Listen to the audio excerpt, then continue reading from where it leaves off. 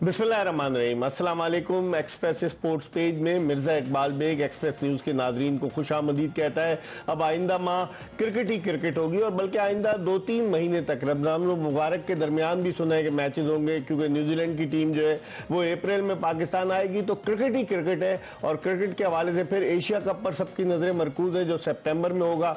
जुलाई में Pakistani cricket team West Indies के दौरे पर जाएगी और अफगानिस्तान के साथ भी एक सीरीज T20 की शेड्यूल हो रही है, अभी तक वो कंफर्म नहीं हुई। तो इस लिहाज से अगर देखा जाए तो पाकिस्तान में बहुत कुछ क्रिकेट होगी। लेकिन अगर क्रिकेट के साथ साथ अगर हम बात करें जो पाकिस्तान क्रिकेट का सबसे बड़ा मेला है PSL, अगर हम उसकी बात करें तो सबकी नजरें PSL पर मरकूज है। 13 फरवरी से लाहौर में इफ्तिताई मैच दिफाई चैंपियन लाहौर कलंदर्स और उनके साथ साथ पिशावर उनके साथ साथ मुल्तान सुल्तान्स के दरमियान खेला जाएगा और इस हवाले से हम बात करेंगे। और हमारे साथ स्काइप पर वीडियो लिंक पर मौजूद है पाकिस्तान के former test fast bowler qualified cricket coach Aqib Javed के जब इनकी टीम इब्तिदाई जो 2016, 17, 18, 19 में आगे नहीं गई तो बड़ी तनकीद हुई। फिर 20 में लाहौर कलंदर्स जो थी वो फाइनल तक पहुंची, कराची किंग्स से उसको शिकस्त हुई। लेकिन 2022 में गुज़िश्ता बरस लाहौर कलंदर्स ने शाहीन शाह अफरीदी की कप्तानी में और आकिब जावेद की कोचिंग में जो है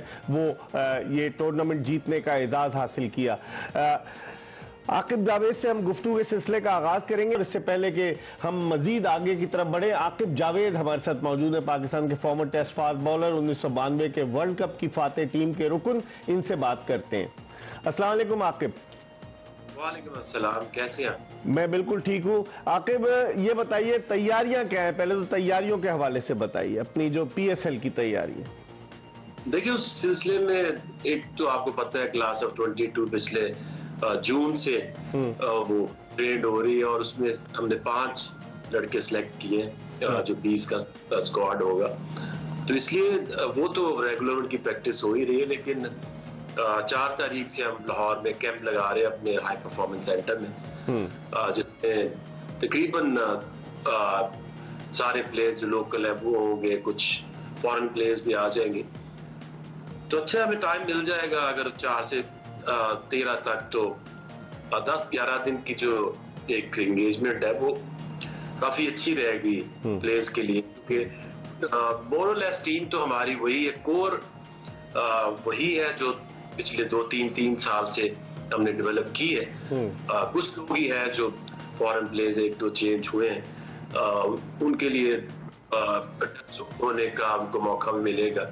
सो आई थिंक मैं समझता हूँ कि जिस तरह का एक कोर ग्रुप हमारा बन चुका है वो ही हमारी स्ट्रेंथ है। क्योंकि चैलेंज ये होता है कि अगर आप देखें ना सारी टीमों को अगर आप एनालाइज करें, लाहौर के पास बहुत सारे ऐसे प्लेयर्स हैं जिन्होंने अपना करियर भी इधर से शुरू किया और अभी तक हमारे साथ है, जैसे फखर है, शाहीन है, हारिस है, उसके अलावा डेविड वीजा काफी अरसे से है, राशिद जिस तरह से हमारे साथ है पिछले 3 साल से। तो ये ही आपकी स्ट्रेंथ होती है। अगर आप क्वेटा को देखिए तो उसमें 2-3 प्लेयर हैं जो शुरू से आ रहे, सरफराज है, नवाज है, उसके बाद 2-2, 3-3 प्लेयर है। कराची को देखे तो आमिर है, इमाद है, इसी तरह पेशावर में आप देखें तो सिर्फ वहाबी नजर आते हैं। तो आई थिंक कि ये हमारी जो स्ट्रेंथ है ना, कोर ग्रुप जो हमने डेवलप किया है, यही हमारी सबसे बड़ी कामयाबी है। अच्छा आकिब, ये PSL की रिवायत रही है कि डिफेंडिंग चैंपियन टीम आज तक PSL में अपने एजाज का दिफा करने में नाकाम रही। जो भी टीम जीतती है अगले बरस कोई और चैंपियन बन जाता है। तो इस मरतबा लाहौर कलंदर्स पर कितना प्रेशर होगा, मैचेस भी लाहौर में होंगे, आपके टीम भी आपकी बड़ी बैलेंस है, ये चीज जहन में रखिए इस मरतबा आप लोग इस जिंक्स को तोड़ने में कामयाब हो सकेंगे? देखिए मेरा था, मैं आपको एक चीज तो मैं बताऊं कि जितनी हमने मुश्किल टाइम गुजारा और काफी लोग गालियां दे के खुश होते थे, लेकिन हम अपने काम पे लगे हुए थे।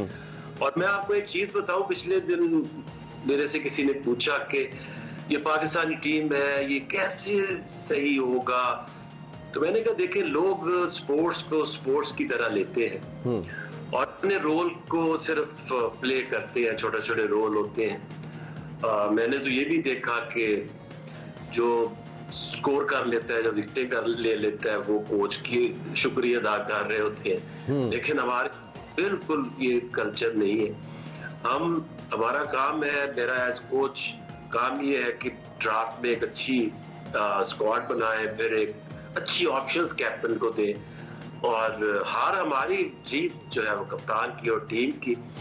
और ये जो आप कह रहे हैं ना प्रेशर हमने ना कभी लिया ना इसके ऊपर, मैं तो कम से कम बिलीव ही नहीं करता।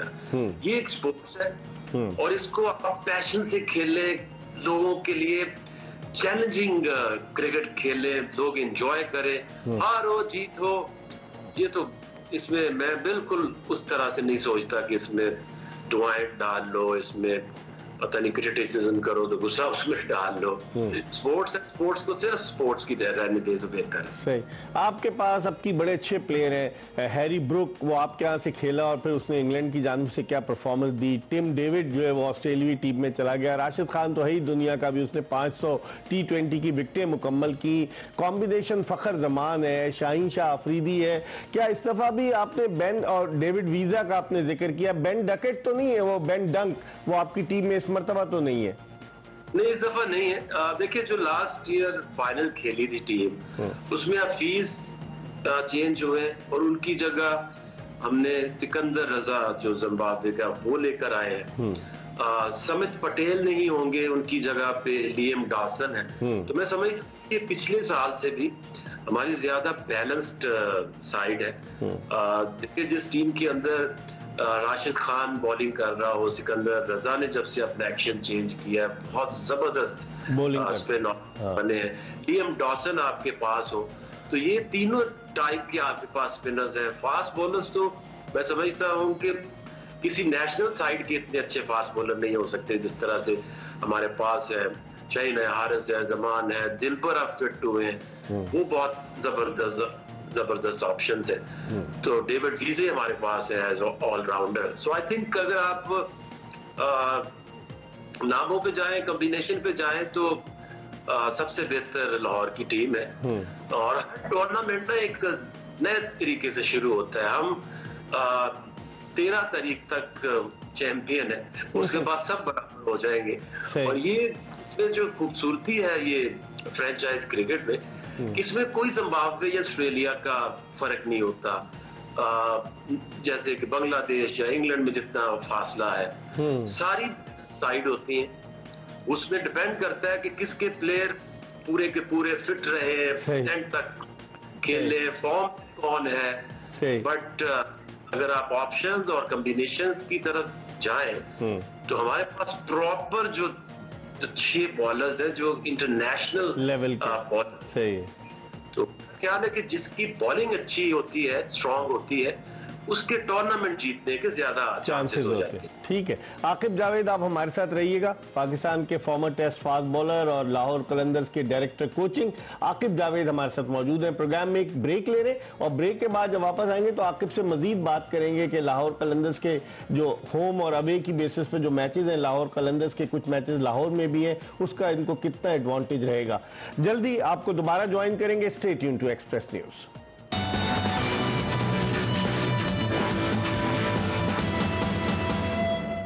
Welcome back after the break. आप देख रहे हैं स्पोर्ट्स पेज और स्पोर्ट्स पेज में हम बात कर रहे हैं क्रिकेट के हवाले से, और क्रिकेट के हवाले से गुफ्तगू के लिए हमारे साथ वीडियो लिंक पर लाहौर से मौजूद है पाकिस्तान के फॉर्मर टेस्ट फास्ट बॉलर और लाहौर कलंदर्स के director coaching Aqib Javed. Break पर जाने से कबल हमने टीम के कॉम्बिनेशन के हवाले से बात की, अब थोड़ी सी बात करते हैं जहां मैचेस हो रहे हैं। आकिब, कितना एडवांटेज होगा? पिछली दफा फाइनल आप लाहौर में खेले, लाहौर कलंदर्स का ऐसा लग रहा था कि पूरा जो स्टेडियम था वो लाहौर कलंदर्स का जो है वो बहुत बड़ा सपोर्टर था। इस मरतबा क्या सूरत हाल आपको नजर आती है? देखिए इस दफा एक तो ये एक चीज, थैंक गॉड के कोरोना नहीं होगा, बफर्स नहीं होंगी, और दूसरा ये है कि लोग खुल के स्टेडियम में आएंगे। मुल्तान ऐड हुआ है, एक मैच हमारा मुल्तान में है और 2 हमारे कराची में मैचेस हैं, फिर हम लाहौर आएंगे, 4 मैचेस यहाँ खेलेंगे, फिर पिंडी में एक मैच है और फिर वापस लाहौर में, और सारा फिर प्ले ऑफ और फाइनल अगेन लाहौर में। तो लाहौरी जो है वो मेरा ख्याल ट्रॉफी जाने नहीं देंगे। क्योंकि जब दौर में खेलते हैं ना, तो जो एक अपनाहियत है, जो जिस तरह से लाहौर कलंदर को लोग दिल से प्यार करते हैं, वो इतनी बड़ी तादाद में आते हैं कि दूसरी टीम जो है वो उसको लगता है पता नहीं वो इंडिया में खेल रहे हैं। तो यही खूबसूरती है, यही मेहनत का और लोगों के साथ अटैच होने का फायदा ये होता है कि आपकी फैन बेस बढ़ती है। और ये बहुत बड़ा एडवांटेज होता है जब आप के पीछे सारा क्राउड आपको चीयर अप कर रहा हो, तो मजा आता है प्लेयर्स को उसमें खेलने का भी। ठीक है, आपकी टीम में अब्दुल्ला शफीक और कामरान गुलाम भी हैं आकिब? जी बिल्कुल, क्योंकि हमारा असल में एडवांटेज ये है कि हमारी बॉलिंग क्योंकि स्ट्रांग है, 3 स्पिन ऑप्शन है मैंने जो बताया, अभी डॉसन है, राशिद खान है, शाहीन है, हारिस है, जमान है, दिलबर है, तो हमें उस तरह से हर मैच में कुछ 200 करने की जरूरत नहीं है। पिछले साल भी अगर आप देखें तो हमने बड़ा स्टडी, ऊपर से फखर है, एग्रेसिव खेलता है, साथ अब्दुल्ला शफीक है, जो कि लोग उनको समझते ही नहीं थे कभी कि ये T20 है। तो हम उनको लेके आए क्योंकि हमारी जो कॉम्बिनेशन है उसमें वो राइटली फिट इन होते थे। फिर कामरान गुलाम बेचारे को कोई नहीं रखता था, तो हम बड़े सोच समझ के, इवन के हफीज भी देखे एक स्टडी प्लेयर थे, हमें ऊपर से यही था कि आपने जस्ट गो लाइक, अगर 10 ओवर्स में आपका 70 रन भी है, तो जो फायर पावर हमारे पास हैरी ब्रुक था या डेविड वीजी है या इवन राशिद है, जो ये आखिरी 10 ओवर में हमारा टोटल अगेन 170 180, और यही हमारी प्लानिंग थी कि इतना कर ले जितनी अच्छी आपकी बॉलिंग है वो डिफेंड कर लेंगे।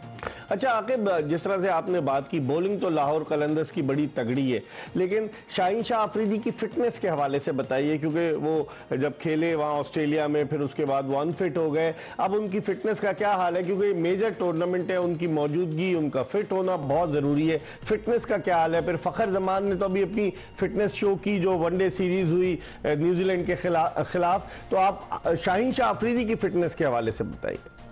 जी बिल्कुल, आप वो फिट हो चुके हैं, बॉलिंग कर रहे हैं, और ये शुरू ही करना आपका मुश्किल होता है क्योंकि जब आप इंजर्ड होते हैं, वापस आते हैं, तो शुरू का जो 1 वीक है या 2 वीक है बॉलिंग में, वो डिफिकल्ट होते हैं, उससे वो गुजार लिए। नो इज फुली फिट और पूरे जोश में है और पूरे जोर से leading from the front. Shaheen सही, तो फिर जिस तरह का न्यू बॉल वो T20 में करते हैं, क्योंकि लोग फर्स्ट 6 ओवर्स में बैट्समैन मैक्सिमम रन करने जाता है, सही, लेकिन जब सही ना आता है तो वो अपनी पैड और विकेट बचाने का सोच रहे होते हैं।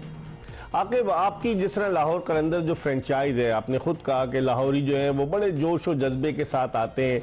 आपकी टीम ने ट्रॉफी जीती, ट्रॉफी का आपने विजिट भी कराया, मुख्तलिफ यूनिवर्सिटीज़ में मुख्तलिफ जगहों पर गए, और जिस तरीके से आपने उसको पूरे तरीके से यूटिलाइज किया कि उस विक्ट्री को, ताकि लोगों में एक जोश जज्बा पैदा हो। और फिर आपके CEO आतिफ नईम राना, उनका भी बड़ा वाइटल रोल है। कहते हैं कि आप अगर दायां बाजू हैं तो आतिफ नईम राना का बायां बाजू आतिफ नईम राना खुद है। कैसे देखते हैं ओवरऑल जिस तरीके से आपने पोर्ट्रे किया आफ्टर विनिंग द ट्रॉफी? देखिए, हमने हमेशा ये ख्वाहिश थी कि हम ट्रॉफी अगर लाहौर कलंदर जीते तो गद्दाफी स्टेडियम से ट्रॉफी उठाए और शाहीन शाह अफरीदी हमारा कप्तान हो, क्योंकि अगर आप देखें तो 3 साल में हमने 2 फाइनल्स खेले। सुहेल अख्तर को जब कप्तान बनाया तो हम फाइनल में पहुंचे, और तभी हमने मेक शिफ्ट अरेंजमेंट था सुहेल अख्तर, क्योंकि तब हमने शाहीन को वाइस कैप्टन बनाया था। सही, 18 साल का था। तो ये 2 साल वाइस कैप्टन रहा, और ये साल जो पिछला था ये था कि शाहीन ने कैप्टन बनना था। और जो मजा अगर हम कराची में जीत जाते या कभी UAE में जीत जाते तो वो मजा ना आता जो कराची से आया। और फिर देखे, हम ये बात करनी तो बड़ी आसान होती है जी, हम फैमिली हैं और हम एक फैमिली की तरह रहते हैं, लेकिन उसको फिर आपने साबित भी करना होता है। वो एक ताल्लुक जो है वो प्रैक्टिकल करने से बनता है। फिर हमने प्लेयर्स के घरों में वालिदैन ट्रॉफी लेके गए, चाहे जमान हो, चक सवारी गए, और शाहीन के गांव भी गए, फखर के भी, हारिस के। तो ट्रिब्यूट देने गए उनके माँ बाप को कि आपने कितने टैलेंटेड और कितने अच्छी आपने उनकी तरबियत की है कि वो पूरी दुनिया में उनका नाम है। और फिर ये जब तक आप एंगेजमेंट नहीं लाएंगे, यूनिवर्सिटीज में बच्चे हैं उनके पास नहीं जाएंगे, और फिर तो हम तो लाल शहबाज कलंदर तक चले गए, फिर कराची तक ट्रॉफी को लेकर आए। तो ये एक ब्रांड को और इस फ्रेंचाइज मॉडल ही है कि आप मैक्सिमम लोगों तक अपनी रीच बढ़ाएं, फैन बेस बनाएं, ताकि इससे ये आपका टूर्नामेंट जो है वो और मजीद ये लीग बड़ी होगी। ठीक है, आकिब आप हमारे साथ रहिएगा। पाकिस्तान के former test fast bowler, Lahore Qalandars के डायरेक्टर कोचिंग अपनी फ्रेंचाइज के हवाले से बता रहे हैं कि किस तरीके से नौजवानों में जोश व खरोश है। और उन्होंने कहा कि पूरा 365 दिन साल में हमारे एक तरह से ट्रायल्स भी हो रहे होते हैं कि आप वीडियो भी भेजें, आप फिजिकल अगर आ सकते हैं तो लाहौर कलंदर्स का जो हाई परफॉर्मेंस सेंटर है लाहौर में, वहां जाएं। हम मजीद बात करेंगे, एक ब्रेक की तरफ बढ़े और ब्रेक के बाद जब वापस आएंगे तो आकिब जावेद से पूछेंगे कि 6 फ्रेंचाइजेस तो हैं, 5 जो बकिया फ्रेंचाइजेज हैं उनमें किस टीम को आप समझते हैं कि वो टफ टाइम दे सकती है लाहौर कलंदर्स को और दीगर टीमों को, ये पूछेंगे एक ब्रेक के बाद। Stay tune to Express News. थोड़ी सी बात करते हैं, आप माशाल्लाह से लाहौर कलंदर्स के डायरेक्टर कोचिंग है, नजम सेठी साहब आ गए हैं, क्रिकेट मैनेजमेंट कमेटी के सरबराह बन गए, 4 महीने का टाइम पीरियड है। आपकी क्या राय है गैर मुल्की कोच के हवाले से? अभी गुज़िश्ता दिनों भी सेठी साहब ने प्रेस कॉन्फ्रेंस की, उन्होंने कहा अभी दरवाजे बंद नहीं हुए, मिकी आर्थर से बातचीत जारी है। आप भी कोचिंग करते हैं, पाकिस्तान को रिप्रेजेंट कर चुके, आपकी क्या राय है? गैर मुल्की कोच बेहतर होगा इन लड़कों के लिए या कुछ और हो सकता है? देखिए, सबसे पहले तो जो चेंज है दिस इज वेरी पॉजिटिव। एक चील से चिड़िया का सफर जो है एक चिड़िया देखिए, ऑन अ सीरियस नोट मैं ये समझता हूँ कि पिछले कई सालों से ना हम जो हमारे लोकल जो कोचेज हैं हम उनको डेवलप नहीं कर पाए, क्योंकि जब पाकिस्तानी कोचिंग की बात आती है फिर हम बड़े बड़े नामों की तरफ चले जाते हैं जो कि क्वालिफाइड कोचेस नहीं है, और फिर जब आप किसी अनट्रेन्ड इंसान को कोई पोजीशन देते हैं तो उसके रिजल्ट कभी अच्छे नहीं आ सकते। सही। कोचिंग एक साइंस है, एक प्रोसेस है, ये ऐसी है जैसे स्टूडेंट से टीचर की तरफ आपने जाना होता है। सही। तो या तो कोई भी एक बंदा, मैं किसी का नाम नहीं ले सकता कि उसको पिछले इतने सालों से आपने डेवलप किया है और वो रेडी है पाकिस्तानी कोचिंग के लिए, इसलिए फिर आपको फॉरेन कोचेस की तरफ ही जाना चाहिए। और इसमें कोई फर्क नहीं पड़ेगा कि आपको बड़े नाम से कोई फर्क नहीं पड़ता।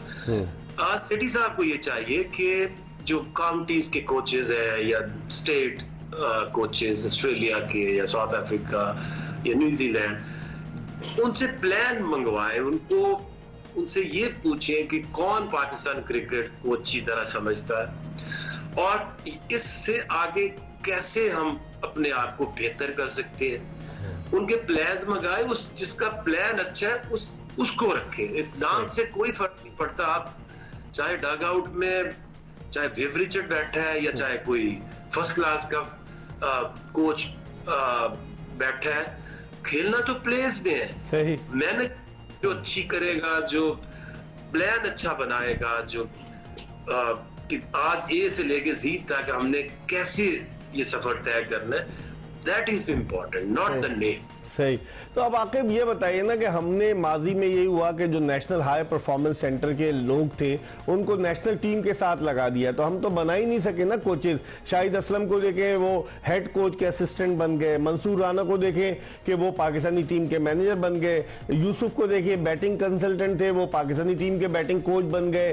फिर आप और भी बहुत सारी एग्जाम्पल्स हैं, उमर रशीद को देख लें, उमर रशीद फास्ट बॉलर के साथ अटैच हो गए। तो आपकी राय क्या है कि जो नेशनल हाई परफॉर्मेंस सेंटर है वहां जो सेठी साहब का भी नजरिया यही है कि जो लोग वहां काम करते हैं वो वहां सीखें, वो बजाय कि नेशनल टीम के साथ अटैच हो जाए, तो उससे पाकिस्तान क्रिकेट को कोई फायदा नहीं है। देखिए, बात यह है कि हर बंदे को यहाँ पे जहाज पे बैठना है। पाकिस्तान टीम का जो प्रोटोकॉल है वो लेना है, लेकिन असल काम तो आपके अकेडमीज में होता है, आपके हाई परफॉर्मेंस सेंटर्स में होता है, वहां असल में कोचिंग होती है। जूनियर लेवल के ऊपर कोचिंग होती है। पाकिस्तानी टीम के साथ कोचिंग नहीं होती। वहां पे आपने मैनेज करना है सिर्फ, और कोई फर्क नहीं पड़ता कि अगर मोहम्मद यूसुफ है तो वो पाकिस्तानी टीम के साथ लगेंगे तो टूर्स के ऊपर बैटिंग की परफॉर्मेंस बेहतर हो जाएगी, और अगर आप किसी की फर्स्ट क्लास के कोच को साथ लगाएंगे तो परफॉर्मेंस नीचे आ जाएगी। ये सारी कोचिंग का फोकस तो आपकी जूनियर क्रिकेट में होता है, आपकी डोमेस्टिक में होता है, आपकी हाई परफॉर्मेंसेस में होता है। तो ये बड़े नाम या मिकी आर्थर या उसकी तरफ मत जाए, क्योंकि बैगेज वो भी कैरी करेंगे कि आर्थर देखने कोच लेकर आए। और दूसरी जो मुसीबत ये बनी हुई है कि जब हम देखते हैं उनकी सैलरी, क्योंकि $20,000 आम सैलरी है बड़ी टीमों के लिए, और जब से लीग आ गई है किसी का इंटरेस्ट है कि वो पाकिस्तान आए। $20,000 लेगा तो मतलब वो 52 लाख रुपया बन जाएगा, तो यहाँ तो क़यामत आ जानी टीवी की ऊपर। एक्सक्यूज मी, तो वो तो 52 लाख जब पाकिस्तानी रुपीज में किसी को देंगे तो यहाँ तो क़यामत बर्पा हो जाएगी। तो इसलिए लोग भी ये सोचते हैं जो कोचेज हैं कि यहाँ क्या पता होता है, इधर से गवर्नमेंट गई, इधर से कोच गया क्या, तो इसलिए वो रिलेक्टेंट है। अब सीरियसली आपको अपने कोचेस को आइडेंटिफाई करके दोबारा से वो सिलसिला चला, कोच एजुकेशन को बहाल करें, आइडेंटिफाई करें, अपने कोचेस को एक पाथवे दिखाएं। तो मेरी तरह मेरी बारी आई, मैंने कहा अच्छा तो मैं कब हेड कोच बनूंगा, तो मुझे पता चला कभी नहीं बनूंगा। तो मैं यूए ही जा रहा हूँ, तो तुम्हारा काम जारी। फिर बुलाते रहे बाद में, मैं कहा नहीं अब नहीं, अब वो टाइम खत्म हो चुका है। वो एक ये जब आप एक काम करना चाहते हो तो इसलिए वो भी इंसान ही है, गोरे भी इंसान ही है, क्रिकेट ही खेलते हैं, लेकिन हमारा बात भी नहीं बनने देते ना। किसी को सिफारिश से किसी को अंडर 9 के साथ लगा देते हैं, किसी को 18 के साथ, ये 2-3 टूर उसको चूल्हे तक ला के उसको साइड पे कर देते हैं, और को तैयार करानी शुरू कर देते हैं। तो ये क्लैरिटी लेकर आए कि जी कैसे कोच बनता है और कैसे बन सकता है। इस पर हम मजीद बात करेंगे। आकिब जावेद हमारे साथ मौजूद हैं। प्रोग्राम के आखिरी ब्रेक की तरफ बढ़े और जब वापस आएंगे तो आकिब से पूछेंगे, मुझे अच्छी तरह से याद है जब जनरल तौकीर रिया पीसीबी के चेयरमैन थे, आकिब जावेद ने एक प्लान ला के दिया था नेशनल स्टेडियम कराची में, मैंने भी देखा था, ये कागज पे बहुत सारी चीजें करके आए थे, फिर ये सिलेक्टर भी बने। इनसे पूछेंगे वो प्लान कहाँ गया, क्या वो लाहौर कलंदर से अप्लाई कर रहे हैं या वो प्लान जो है दोबारा देंगे पीसीबी को, और सिलेक्शन के हवाले से ही पूछेंगे कि आकिब जावेद का तजुर्बा कैसा रहा और हारून भाई को लाने का तजुर्बा कैसा रहेगा। इस हवाले से बात करेंगे। प्रोग्राम के आखिरी ब्रेक के बाद आपको दोबारा ज्वाइन करेंगे पाकिस्तान के star fast bowler Aqib Javed के साथ, जो 2009 में पाकिस्तान के बॉलिंग कोच थे जब पाकिस्तान ने T20 वर्ल्ड कप जीता था 21 जून 2009 को। बात करेंगे एक ब्रेक के बाद, हमारा इंतजार कीजिएगा।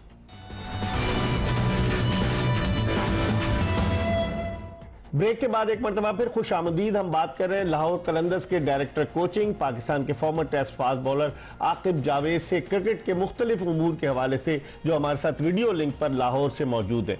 आकिब, आपने एक प्लान भी दिया था, मैंने ब्रेक पर जाने से कहा वो जनरल तौकीर रिया को, क्या हुआ, वो प्लान खत्म हो गया या आप अभी भी समझते हैं कि वो प्लान उस पर इम्प्लीमेंट हो सकता है? देखिए वो प्लान था, मैंने जब रीजन बनाए थे बड़ी 3-4 महीने उस प्रोसेस में लगे, रीजन हम लेकर आए थे, फिर ये सारी एकेडमी का जो प्लान था, और उसमें देखें कि उस दौर में अगर आप देखें तो पाकिस्तान ने जूनियर लेवल पे back to back 2004, 2006 world cup जीते, ये टीम बहुत स्ट्रॉन्ग, और आपको लगता नहीं था कि आपके पास प्लेयर कम है, क्योंकि मैं तो ये मिसबा और ये सारे मेरे साथ ही टूर करते होते थे, तो मैं इनको कहता था कि तुम्हारी बारी का पानी, तुम्हारी उम्रें गुजरती जा रही है। तो इतने प्लेयर होते थे कि बेचारों की बारियां नहीं आती थी। अब हम देखते हैं तो हमारे पास प्लेयर ही नजर नहीं आते, क्योंकि जैसे ही आप डेवलपमेंट का काम बंद करते हैं थोड़ी देर तो पता नहीं चलता, क्योंकि वो चलता जाता है निजाम, लेकिन जब वो खत्म हो जाते हैं, जब आप खत्म हो गए थे पिछले दिनों, तो फिर आपको एहसास होता है कि डेवलपमेंट का कितना जरूरी है उसको चलाना। तो अब फिर से शुरू करेंगे, 2-3 साल अब लगेंगे इनको उस लेवल पे जाने के लिए कि जहां आपके पास रेड बॉल की टीम हो, व्हाइट बॉल की अलहदा टीम हो। तो अभी से काम शुरू करेंगे तो कुछ आगे जाके बेहतर होगा। आकिब सेलेक्टर भी रहे ना आप, तजुर्बा कैसा रहा? आप हारून भाई को लेकर आए एज अ चीफ सेलेक्टर, मुख्तलिफ हैसियतों में वो पाकिस्तान क्रिकेट के साथ मुंसलिक रह चुके हैं और लोग कहते हैं उनका तजुर्बा बहुत है। जलालुद्दीन मेरे शो में आया, वो कह रहे कि वो इसलिए ज्यादा अरसे से अटैच हैं कि वो किसी के ना नहीं करते, बस जो उन्हें कहा जाता है उसी पर अमल दरामद करते हैं। आपका तजुर्बा कैसा रहा और हारून रशीद को as a chief selector Aqib Javed कैसे देखते हैं? देखिए, मेरा एक बड़ा मजेदार किस्सा है। जब मुझे उन्होंने सिलेक्टर बनाया तो पहली मीटिंग हुई हमारी पिंडी में, तो ऐसे तौकीर दिया तब बंगला कोर के अंडर होते थे और हमारे चीफ सेलेक्टर थे वसीम बारी साहब। हाँ, वसीम बारी। ऐसे उन्होंने तौकीर दिया ने कहा कि हाँ भी बारी शुरू करो।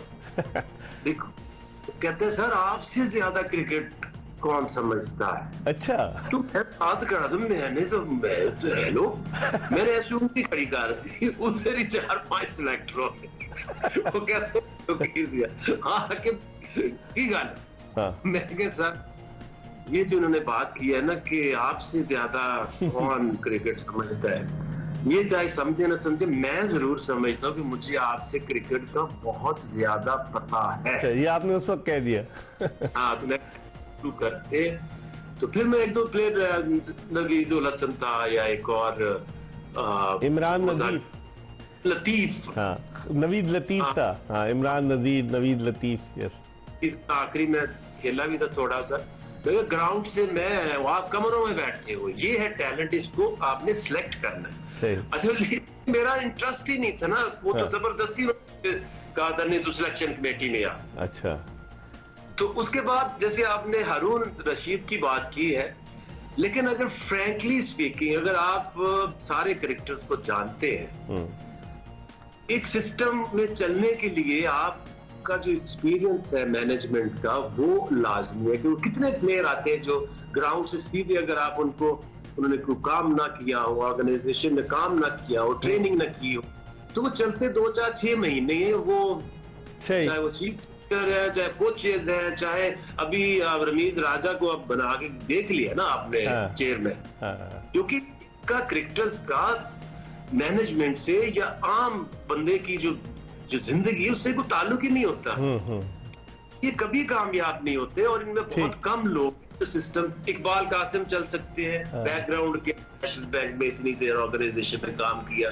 हारून रशीद है, लोगों को गिला तो बहुत आता है, बट मुझे आप बताए ना और कौन है मुझे जो कि एक पॉलिसी को टो कर सके और चीजें चलाने का नाम मैनेजमेंट होता, ना कि तोड़ने का। तो आपकी नजर में बेहतर है, यानी कि आपकी राय मुख्तसर इकबाल कासिम होते और मुझे तीसरा नाम मेरे लिए मुश्किल है। ठीक है आकिब, आपने हमें इतना ज्यादा वक्त दिया, आपका बहुत बहुत शुक्रिया। आपसे बड़ी लॉजिकल बातें हुई और आपकी बातें सुनकर तो मुझे अब लग रहा है कि मोहम्मद हफीज प्रोफेसर नहीं रहे, अब आकिब जावेद प्रोफेसर बन गए कि हर टॉपिक पर आपने जिस तरीके से गुफ्तगू की, आपका बहुत बहुत शुक्रिया और wish you all the best for PSL 8।